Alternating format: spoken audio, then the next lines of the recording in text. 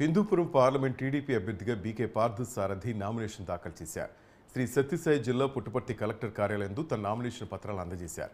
వచ్చే నెల 13వ తేదీన జరిగిన ఎన్నికలు 5 కోట్ల ఆంధ్రుల భవిష్యత్తుపై ఆధారపడి ఉన్నాయని పార్థసారథి అన్నారు. ఓటర్లు ఆలోచించి చంద్రబాబు నాయకత్వాన్ని గెలిపించాలని ఆయన కోరారు.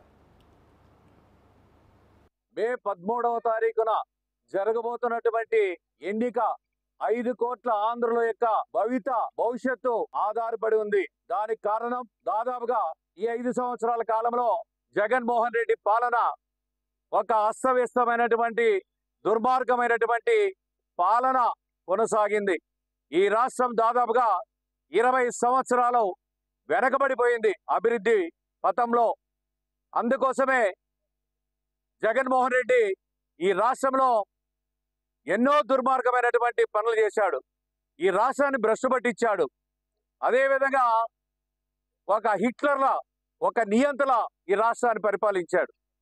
ఈ రాష్ట్రంలో ఏ ఒక్కరు కూడా సుఖ సంతోషాలతో లేరు. అదేవిధంగా వ్యవస్థలన్నీ కూడా నాశనం చేసి పడేశాడు, భ్రష్టు పట్టించాడు.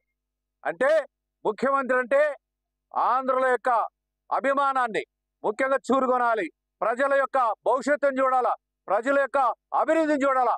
కానీ ఈ జగన్మోహన్ రెడ్డి ఆయన అభివృద్ధిని చూసుకున్నాడు తప్ప ప్రజల అభివృద్ధిని చూడలేదు.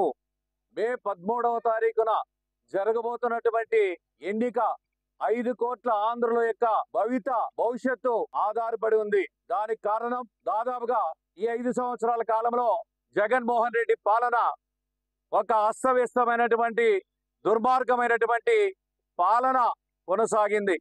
ఈ రాష్ట్రం దాదాపుగా 20 సంవత్సరాలు వెనకబడిపోయింది అభివృద్ధి పథంలో.